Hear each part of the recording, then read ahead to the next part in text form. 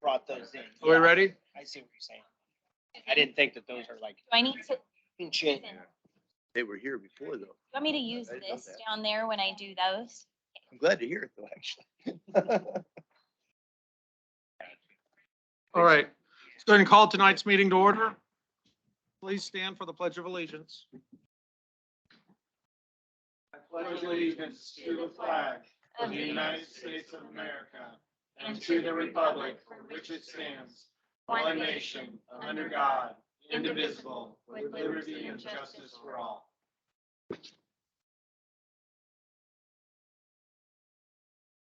Okay, roll call. All members of council are present, with Councilor Miller being present through our teams. Approval of tonight's agenda. There are two additions. Right after we approve the agenda, there's going to be a presentation by Council President Megan Bryson. And then the consent agenda, adding the appointment of David Sedaris to the Economic Development Committee. Do I have a motion to approve the agenda as amended? So moved? Hearing a motion, is there a second? Second. Hearing a motion and a second, any discussion? Seeing none, all those in favor state by saying aye. Hi. Aye. Opposed? Motion carries. Megan, you're up. I am. Yes. We're going to start with Counselor Polling. You'll join me in the middle here.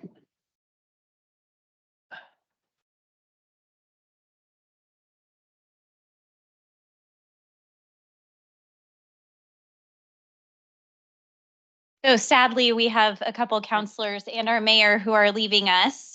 This was going to be their last meeting, but we are meeting 3 Mondays in a row this month. So you're second to last. I am going to present you with this plaque. It just says, in special recognition of Josh Polling for your outstanding service, dedication, and commitment to the citizens of Scappoose, and that you've been a city councilor since February of 2018 through December of 2022. And I can't say enough kind things about you and the pleasure that it's been to work with you and make really big decisions for our community. And I've always felt like you had the best interest for us up here and for those people out there. And we're really going to miss you. Thank you.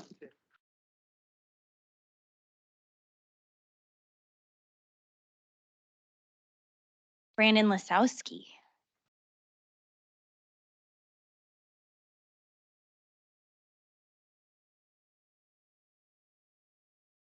So I have a plaque here in special recognition of Brandon Lisowski for your outstanding service, dedication, and commitment to the citizens of Scappoose. Brandon has been a city councilor since January of 2019 through December of 2022. Again, I don't know what I'm going to do without you two. I feel like we've made some really big decisions together. I've always felt like you have heard every voice on this council, tried to understand our perspectives, and do the best for our citizens. And we're really going to miss you. Thank you for your service. Yeah.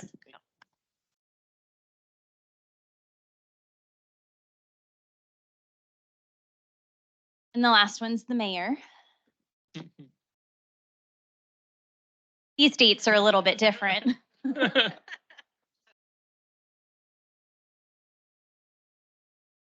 I said, I'm going to need like a full report on this guy and what he did when, and luckily it's printed right here. So in special recognition of Scott Burge for your outstanding service, dedication, commitment to the citizens of Scappoose. He started as a city councilor in January of 1999 and was a city councilor until December of 2006. And then he became mayor in January 2007 and has been mayor until December 2022. There are so many things. I thought, oh gosh, I'm going to list all these things that, you know, have gone through, I'm sure you could tell us, since 1999. But one of the things that really stands out is OMIC and your dedication to making that happen. I know you visited Sheffield, you've worked with Betsy Johnson and all of the leaders at OMIC and PCC. And I think that that's a real gem for Scappoose. So thank you for your dedication to that. I don't know. I mean, you're the mayor. Do you want to say anything to all these beautiful people? I'm tearing up because, you know, I mean, it's been a long time. Yeah, I mean, I was 30 years old when I first was elected to the city council. Me too. And I was a 30-year-old serving with all these old guys that didn't like each other. We actually liked each other, but, and it was an experience. And then growing through the city and working with all the different members of the city staff that I've gotten the pleasure to work with through the ups and downs of the city over the last 24 years has taught me a lot. And, you know, I like to tell people, you know, I remember 1999. I mean, I even went to high school here. We had Heritage Park and it had the gazebo and that was it. And then we had a brand new skate park that was already crumbling because the cement got held up at the way station. And so that's all the parks we had in 1999. And I like to tell the story that I remember a council meeting where me and the other brand new city councilor were like, well, we've got the money in the SDC for parks. We've got that property out there on Miller Road. The community is not going to believe we can build a park until we actually build one. And so we built that one. And that was the first park that the city built from our SDCs and our Parks Master Plan. And then we bought the property across the way for a pool. Then we sold it and it got redeveloped or remodeled. And then the property where Veterans Park is came up, the Conley property. I grew up on Eastview Drive. So the Conley property, I fished, I rafted, I hung out, swam in the creek. It was kind of the down below the hill playground. And having an opportunity to buy it, and during that time finding out that in the 60s, there was a plan that showed that was where a central park for the city and the community was going to be. So it really started making the realization is that each generation of elected person, all we're doing is standing on the shoulders of our forefathers and getting the job done that they may have envisioned in the 70s. Scappoose Industrial Air Park. The word industrial was placed in there because the idea was to attract industry and to have the opportunity to be a part of OMIC and landing PCC here and the Oregon Manufacturing Innovation R&D, which is the property's Oregon Tech. So we're talking high-end research and development that are going in our community. I was just talking to Mayor-elect Backus, who I played baseball with as a kid, and we used to be timber, we used to have candles, we used to have sauerkraut. In fact, I think I saw something on Facebook where someone was talking about the smell of sauerkraut. I remember it in the middle school, right before lunch, you're starving and you smell sauerkraut. But we lost all that and we didn't have that. What were we about other than just a community, you know? And for me, OMIC is what we are becoming about, besides our outdoor recreational opportunities that we're also starting to really push out, but being about high-end, in-process manufacturing, research and development in the metals industry and training the next generation of technicians for those things is, you know, something we can all be really proud that that's what our community has here and is what's going to grow around our airport. So that's really exciting. Gosh, so much. I mean, I could touch on the police, the ups and downs over 24 years. I remember having talks with Mike Sykes saying the most difficult department to deal with is always your police department because they're working with all the problems. You know, firefighters run to save you, police come to arrest you. So there's like this different perception, but they've been great. We started out, and I've told this story, where officers, when I was on council, would come up to me and say, if something happens to me while I'm on duty, I told my wife to call the attorney because it's probably a failure of the city equipment, the police cars, that caused the accident. We can't say that today because we get new cars, we have better equipment. And that was really important. Those are really my three things: parks, economic development, businesses, local businesses, knowing that if we want all the parks, we have to have a local economy to help pay for them because residential homes won't pay enough in taxes to be able to provide all that. Business taxes and business developments help you pay for that. I think the study is like, for every dollar a residential home pays in taxes, they demand $1.25 in services. For every dollar a business pays in taxes, they demand like 60 cents in services. So it's really important to have a local based economy and grow that economy so that we can have the nice things that we didn't really have when I was growing up. We didn't have very many sidewalks. We didn't have any parks when we were growing up. Our parks were the hills up above, and I used them. I was a kid and I grew up in Scappoose. So what else do you do? But it's been great. I mean, but I think the most important thing is without hardworking staff members, nothing gets done.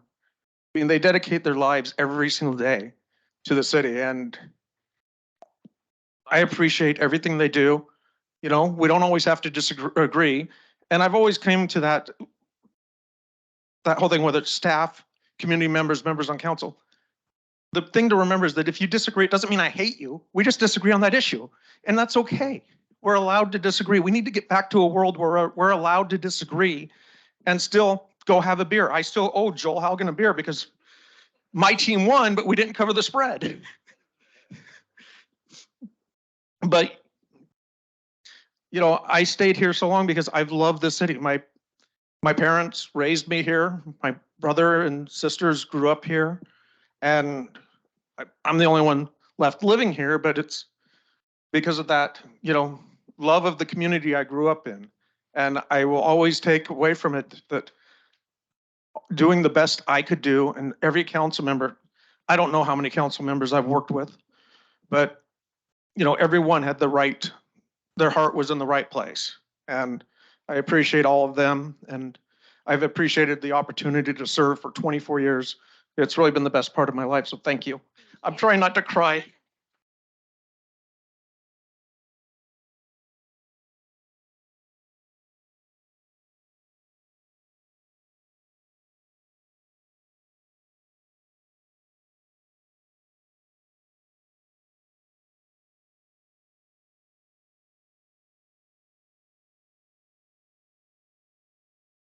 Okay, sip of water.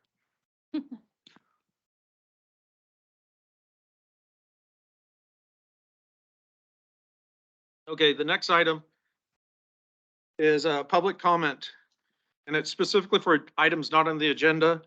The record has been closed on the Buxton Ranch Plan development, so there can't be any comments that are related to that topic. So I will start with Pat Anderson.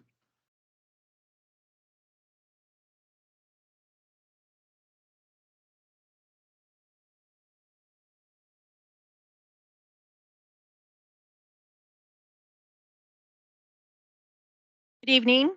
It's good to see you again. I'm Pat Anderson. I live in Scappoose. So I was out walking my dogs this Saturday, and I came across something that caused me some concern. So I thought I'd bring it to City Council because I thought it was a good opportunity, and that was Saturday and this is Monday. So I thought that it was perfect timing. But anyway, on my walk, I ended up on Southeast 3rd Street at the Steinfeld West subdivision when I noticed a very unkept stormwater retention facility. So out of curiosity, I walked the fence of the facility, and throughout it was severely overgrown with 3 to 4 foot grass, weeds, and debris, both organic and trash. And on top of that, the wild blackberry bushes had grown so thick you couldn't see through the denseness.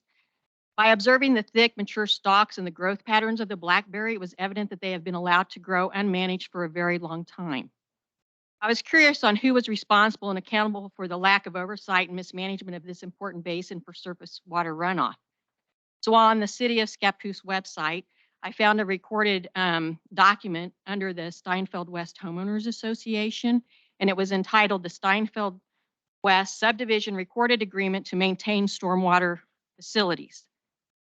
So let me highlight the key responsibilities of the HOA in the City of Scappoose. So regarding the maintenance obligation, it squarely lies within the HOA per this document. But at item 1, it says the stormwater facility shall be mowed regularly to maintain a maximum grass height of 6 inches or less.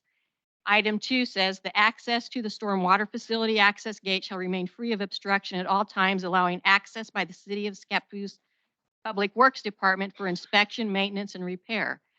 Item 3, it says the debris that accumulates along the fence and within the stormwater facility shall be removed monthly.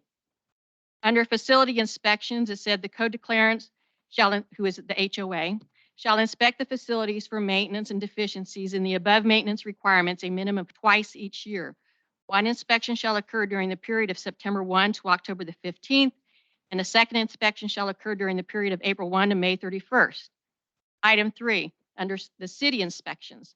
The city shall have the right to enter the property at any time to inspect the facilities and to make determinations if maintenance thereon is necessary or if deficiencies exist or need to be corrected. In any such case, code declarants should be notified by the city in writing of said noted deficiencies and directed to make corrections. If corrections are not completed within 30 days of such notification, the city shall have the right to have the work performed and to invoice code declarants accordingly for the cost of all such work. So based on this HOA agreement, both the subdivision and the city have failed to perform their responsibilities. Fail number 1, regular mowing to keep the grass no higher than 6 inches. The stormwater facility is not accessible due to the thick, thorny blackberry bushes that have been allowed to consume the basin from end to end. Obviously, there is no monthly maintenance to keep the fence clear as blackberry bushes have climbed the retaining wall and climbing the chain link fence. Failure number 2, twice a year inspection, September and through October. Obviously, that wasn't done, and it stands to reason it wasn't done April or May either. When was the last time it was inspected, and can they provide that information, or does the city not require that proof? Do we operate merely on trust? Fail 3, the city of Scappoose has failed to provide the oversight as this growth is clearly not recent. When was the last time the city performed an inspection, and what's the date that this was recorded? Obviously, there has been no correction by either the city or the HOA. My concern is that I am unsure who I should go to report and escalate this issue. Certainly, the HOA can't be trusted to own or remediate this mess. The proof is in the pudding. Not sure who from the city has ownership of the oversight of the HOA maintenance. Is this someone's job responsibility? And if so, who? Because if it is, then they're obviously asleep on the job. This is why I've come to the city council to bring this to someone's attention so they can take corrective action. This recorded document sets the precedence on future HOA self-regulation.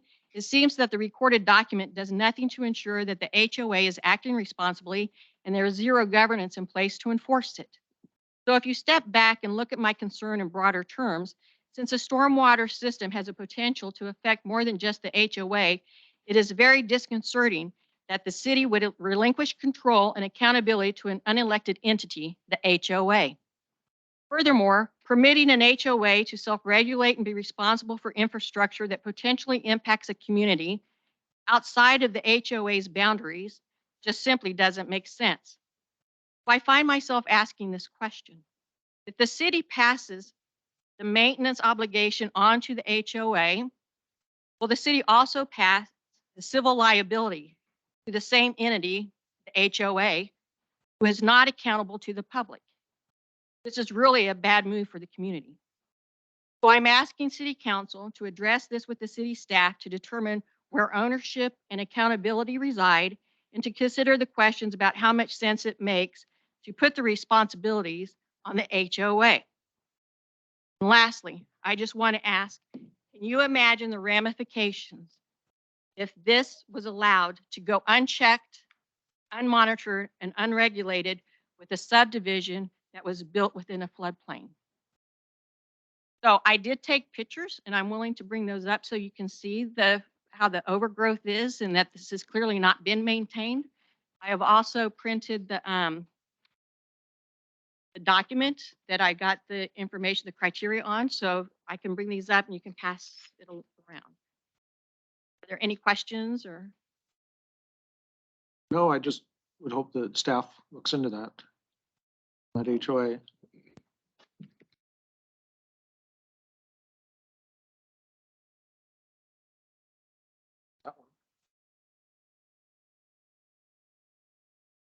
Thank you.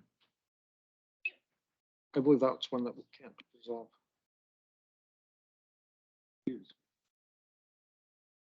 Might start having to.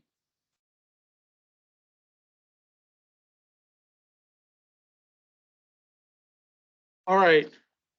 Bill Haugen.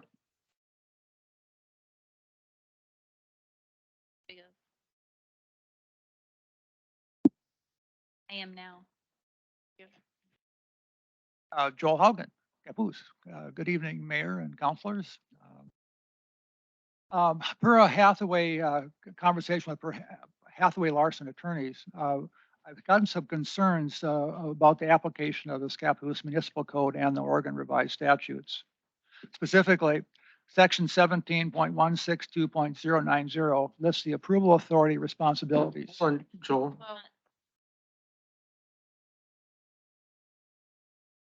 Yeah, where are you going with this, Joel? Yeah, Seems the related to. record's closed. Where the record's closed. Well, this applies to any application. We just mentioned.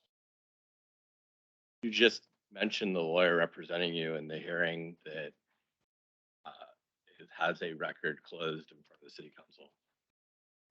Right. But this isn't, it applies to any application. This is for the good of the order. Why don't you submit your written comments after the hearing? What? The city reporter, so after this application's done, then if there's general concern as to the application of our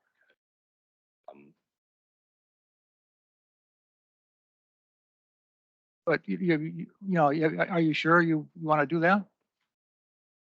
You don't want to hear? Well, the record's been closed, so if. No, it's- this applies to any application. But it's being done specifically to apply to what we're about to hear, Well, that's speculation. not speculation. So can I at least leave this information with Why you? don't we just do public comment after the hearing? Okay, we're gonna finish public. Because we seem pretty adjacent to the application. First Yeah. comment had everything. Yeah, the comments seem very adjacent to the application. We can't be accepting further testimony. That seems like a reasonable So compromise. can I get a motion to amend the agenda to move the remainder of public comments to after old business and before announcements? Move to approve. Hearing a motion, is there a second? Second. Okay, I've got a motion on the floor to move the remainder of public comments to after old business. With a second, is there any discussion? Seeing none, all those in favor state by saying aye. Aye. Aye. Opposed?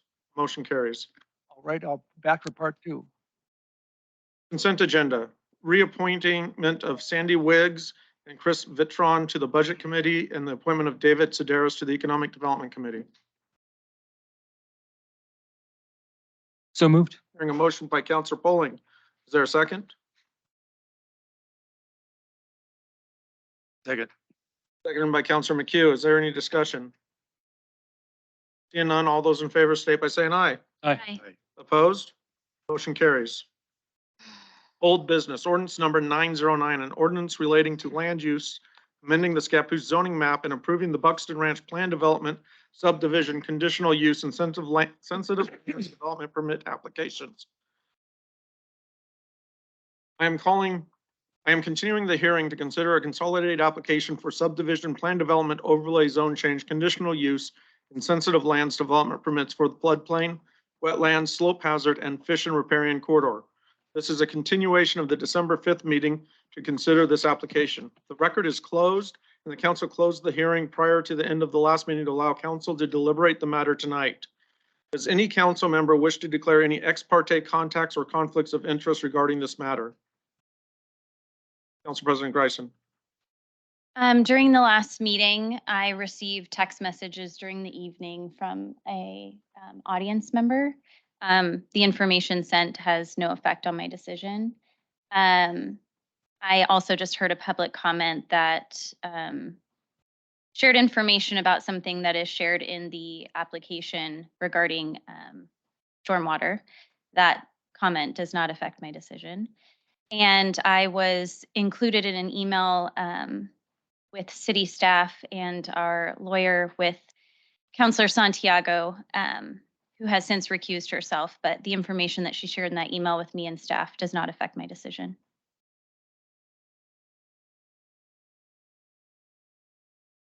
Sorry. I too just heard public testimony in regards to an element that would be proposed in the application. Doesn't impact my decision. I was also received an email on through my city email account that indicated what would be allowed in ex parte, not specific to any particular application, but just listing that. So I just wanted to share that that information will also not persuade me, but it was shared with me. I also just heard the information regarding to the stormwater that will not affect my decision-making process. You know, Mr. Mayor. I also forgot, I received that email that Counselor Lasowski and I believe others also received regarding decision-making and what that looks like in the code for city council, and that does not affect my decision. Mayor, I received that Miller. too. I just didn't see it as being particular to this discussion, but Better to get it out than not. Counselor Miller? so I too heard the public comment earlier that will not influence my decision. And then I also received an email from a community member, Paul Frederick, on December 7th. I did not read the email, so I don't know if it's the same email that the other council members have referenced, but I didn't read it, so that obviously would not influence my decision either. And I'll just say ditto on the public comments, and it won't affect my decision-making. Does any party wish to challenge any counselor's impartiality or legal capacity to participate in this matter? All right, so we've done the staff report, applicant's presentation, public testimony, rebuttal by the applicant, and staff response concluded during the December 5th meeting. Tonight, the council will deliberate on the matter. So it's in our hands.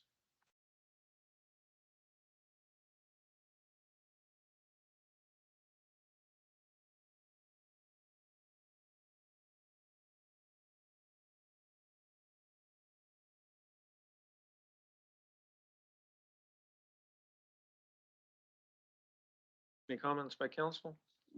Mr. Mayor? Council President Grayson. Last meeting, I made a comment regarding 17.44.050 dimensional requirements, minimum lot area, minimum lot width, minimum setback. It's on page, oh goodness. Oh, never mind. I took this out of the code book and now it's in my binder, so I'm not quite sure where it's labeled in the packet. Megan, there's the standard and then the proposed PD overlay starting on page 33, if you're looking to the bottom left.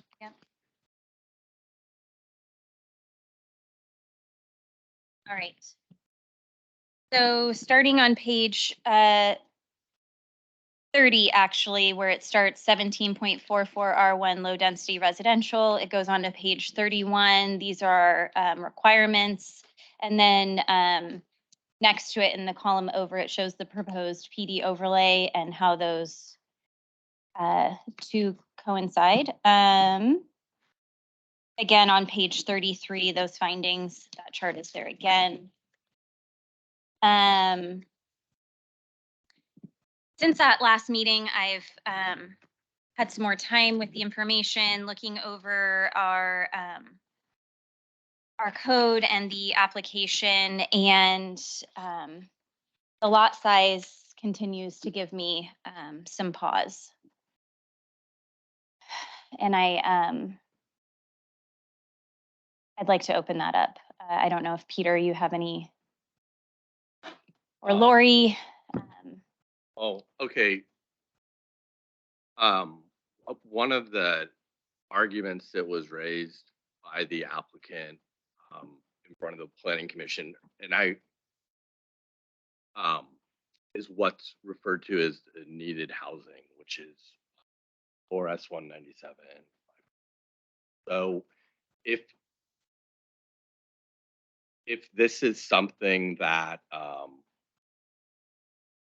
this is a condition that might cause this to be rejected, then and this didn't come up in front of the planning commission, but then we would need to give the applicant the opportunity to provide an alternate condition. And I don't know if you would want to do that now or not want to do that, or Garrett, that's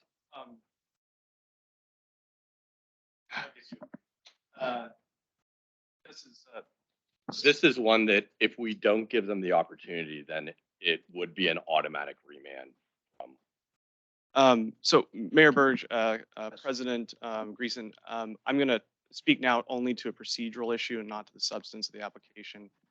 But under ORS 197-522 sub 3, which applies to any time you're doing making an application for the development of needed housing. And we raised this before the Planning Commission. And the reason why it didn't come up is because the Planning Commission found that we met all the criteria.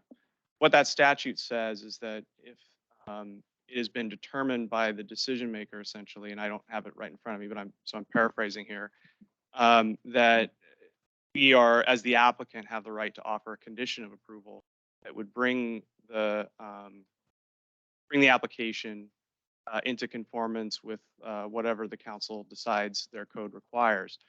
And Council President Greason, and I hope I'm saying your last name. Okay, it's Gry, like dry. I'm sorry. No. Greason.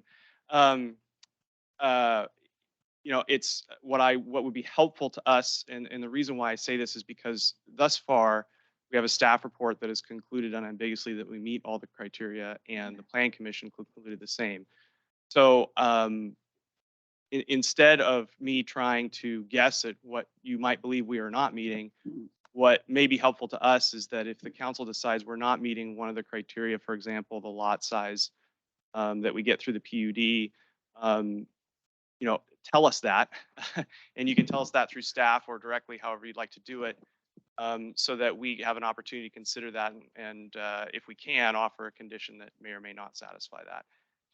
But at this point, because I'm not sure where the council's going on an official level, I'm not sure what to offer now. But we're happy to see where this goes, and we'd just like the opportunity to address the council after it makes its findings on the criteria.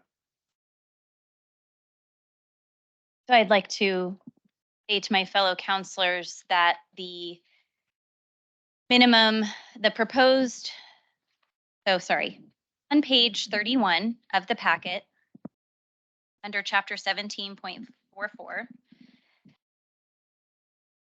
there's three columns.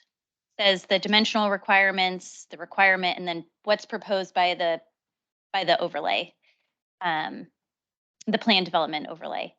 And so what I'm having pause with is that what's proposed by the plan development overlay is that there is a minimum of 3,410 square feet lot size. And that's what I'd like to address. Lori, are you able to?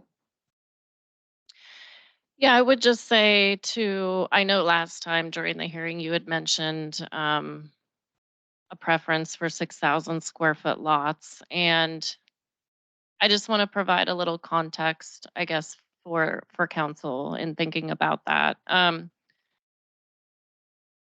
The base zoning, which is R1, requires 6,000 square foot lots. So again, the plan development overlay is meant for parcels that have like a natural feature or natural features that you're trying to protect. And so in order to do that, it means that you are reserving a large portion of the site for those areas potentially, and certainly in this case. And as a result of that, it does mean that you do have clustered development to one area of the site so that you can keep the other areas as open spaces and protected. In this case, they're proposing 3,410 as their minimum lot because that's what worked, on this site, and that's what they presented to us. If we were to say hold them at that 6,000 square feet minimum, then it essentially gets rid of the PD overlay. I mean, really, that's what it does. There would be not a lot of benefit to that. It it's not the intent of the code. Right. The intent of the code is to protect those resources and to get that reduction in lot size as a trade-off. That's the way our code's written. That's the way the PD criteria are written, actually. And so while there could be some opportunity to request larger lot sizes, 6,000 is not, in my mind, reasonable. It essentially negates this chapter of code if you were to require that. Is there potential to meet somewhere in the middle? I think there could be. Thank you. Mayor, I'll add one thing if I may. So part of the calculation is we looked at the net developable acres Mhm. and what they would be entitled to. And then they have the ability under the code to ask for up to 25% more. And I think they've testified that they asked for something like 4% more. 4%. So they would be entitled to 46. 46. You know, we talk a lot about exactions and what can we exact from somebody, and you know, there has to be a nexus between what we're asking for and what they're proposing, and it also needs to be roughly proportionate. Our ask needs to be roughly proportionate to the benefit that they receive. So, and it's hard to calculate this sort of thing on the fly. But if you were going to ask for something significantly that would significantly reduce the amount of lots below that 46 number, we would really have to take a very, very hard look at that as to see whether we think we could ask for it. If you did something like a 4,000 square foot lot, knowing how much is in, and I don't, you know, I think that there's some back of the envelope calculations that everybody would need to do. But if we're talking about a couple of lots, 2 lots, 4 lots, maybe, then that would give me less heart. It would create a larger minimum size lot, a little less units for them.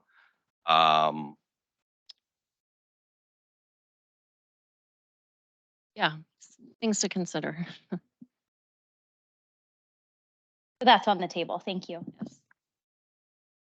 I just like to comment. I have the same concern, and I appreciate this being brought up. I was always under the impression, you know, we don't deal with these things all the time. So I was under the impression when we did something like this, there's a formula that's used, and that's how you came up with the square footage on the lots. And obviously, there's no formula. As I understand it, you guys come out and you look at it. And this is what you think that you can do, and make this development work. Pretty sure there's a form. Is there a formula? And then you Um, propose that back to the city. Is that correct? So there is not a formula to determine what size the individual lots are. There is a, we figure out what the net developable acre is, divide that by 6,000, which is the base zone minimum Yeah, I lot understand. size, and that yields a number. In this case, it yielded 46 lots. However, this PD overlay also allows for up to a 25% increase in density if certain criteria are met. That would actually take them up to 57 potential units. They propose just a 4% increase at 48. But it doesn't actually specify what size individual lots would be. That was something they determined and proposed. Yeah, that was the point I was trying to make. That was, they proposed it to us and we approved it. You haven't approved have it not yet. Huh? You haven't approved it yet. No, we haven't approved it, but you guys. We made a recommendation and then planning commission made a recommendation to you. Yeah. So it's Nobody's recommended. approved it. You didn't have concerns with it when you were looking at it. Again, we look at it to see if it meets the code. To us, it met the code. To the planning commission, it met the code. But again, in this particular instance of lot size, there is some discretion that council can have in reviewing that particular item, so long as, like Peter pointed out, it's within the realm of possibility. In other words, if you're going below what they can already get based on their, net developable land of 46 lots, then that could get a little questionable. So if you're at the 46 lots, if you collectively agree that that's something you would like the applicant to consider, then you could do that and see if they could meet that criteria. The other piece with exactions that if the applicant agrees to the exaction. So if you were to, whether it's, they're giving up 2 lots, they're giving up 4 lots, there's a minimum of 4,000 square feet. If they recognize, if they were to say that is meets both the Nolan test, which is, as well as the Dolan test, which is the roughly proportionate. So both nexus and roughly proportionate, then we wouldn't have to worry about that being an issue on appeal because they would have agreed to it. that compromise. Does this fit with our December 31st deadline? So if tonight, as council and the applicant would all agree on a certain number of lots, then we could still have that amendment and you could go ahead and do your first reading of the ordinance tonight with that amendment made to the application. It might make sense to pause this meeting to give them an opportunity to confer with each other and do some, I don't want to. Just right now, you mean, just for 10 minutes or what are you talking? 15, I don't know. Well, yeah, but tonight. Yeah. Right. Mayor, if I may address the council briefly on a procedural matter. When the legislature adopted this particular statute, they didn't tell us exactly how to use it on the ground in a city council meeting. And so it is a little awkward and I understand that. So I'm going to make a suggestion for the consideration of the council. If the primary issue here and sort of following Council President Grayson's logic, if the primary issue is the number of lots, and of course if we reduce those, we get larger lot sizes. What would be helpful for us, because there's a lot to this application, and if we could narrow the issues down to that, for example, then I think we could engage in a productive discussion about what that looks like. And so what I have done in the past in these situations is ask the council to take a straw poll, basically saying, hey, I would support approval with a reduced number of lots, and then we can maybe make the council proposal what that looks like. But what we probably want to try to avoid is dealing with this issue and then having another issue come up and then back and forth. And so what might be helpful is if you guys can talk amongst yourselves and figure out, are we boiling this down to this one issue that we could reasonably get our arms around tonight? And then we can come up and chat with you about it. But that's entirely up to you. Here's my straw.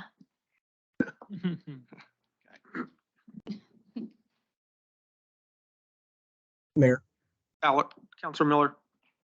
in regard to the lot size issue, what has been the past practice with the city? In other words, have we had a plan development where something similar has occurred? Small lot sizes. Oh, yeah, for sure. We've had other planned developments in the past. We've had lots smaller than these, considerably smaller. We have not, I don't know exactly to which part of the process you're referring to, but to my knowledge, we haven't had a situation during the hearing whereby the applicant was granted fewer lots than they requested or asked to change the lot size. Thank you. So for me, what I would ask is if any of the counselors do not believe that the application meets the criteria, that we specifically discuss what it is so that we all can understand what the counselor thinks doesn't meet criteria and we can focus on that.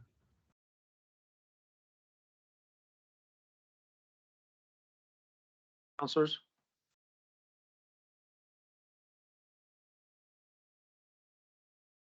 I would like to continue the discussion on lot size.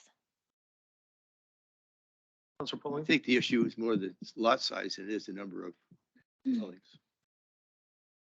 Reading through the documents and spending a lot of time through these documents over the last week, You know, the one area that I definitely see the possibility for concern is the lot size.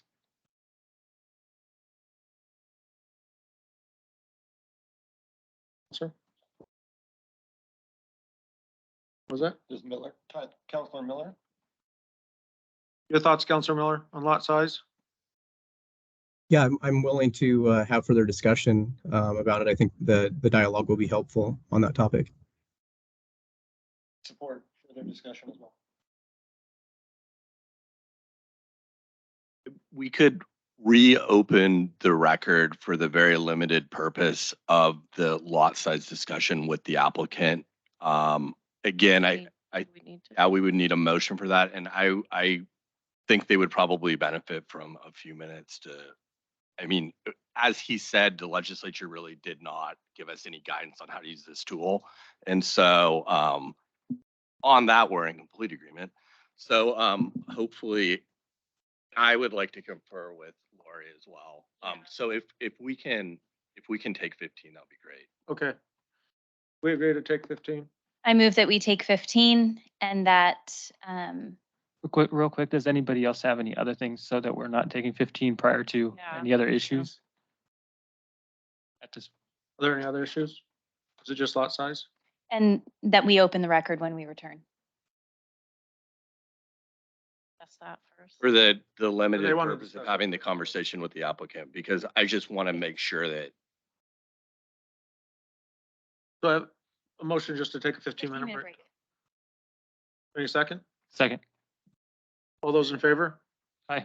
Aye. Opposed? Motion carries. We'll be recessed for 15 minutes.